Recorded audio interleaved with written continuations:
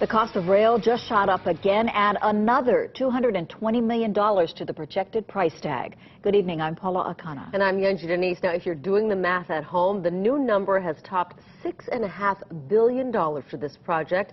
KITV4's Andrew Pereira joins us now with more on those new added costs. Andrew. Well, Yunji and Paula, the latest estimate depends on the City Council extending the rail surcharge another 5 years. The Federal Transit Administration is telling Hart the project needs that extension fast.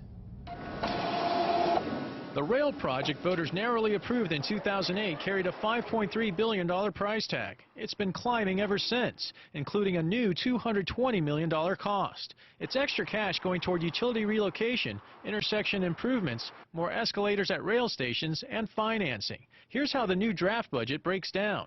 Project cost, $6.178 billion. Unallocated contingency of $299 million more if the GET surcharge is extended. And preliminary engineering at $100 million for a grand total of $6.57 billion. Even Hart board members are taken aback. When someone comes in, tunes in, and all of a sudden reads your headlines and it says $6.5 billion, they're going, what happened to 5? How did it do this?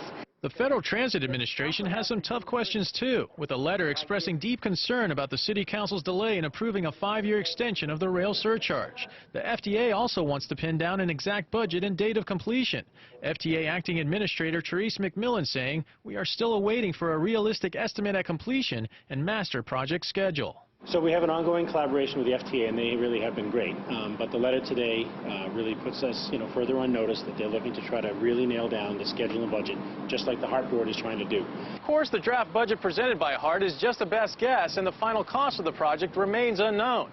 For example, burying overhead power lines along Dillingham Boulevard could cost $70 million, a little bit more or a little bit less.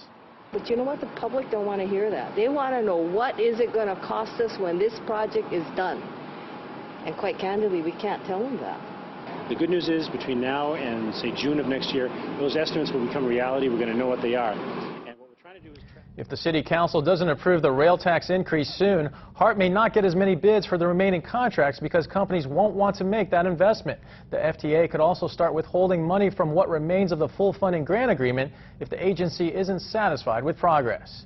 Andrew Pereira, KITV4 News.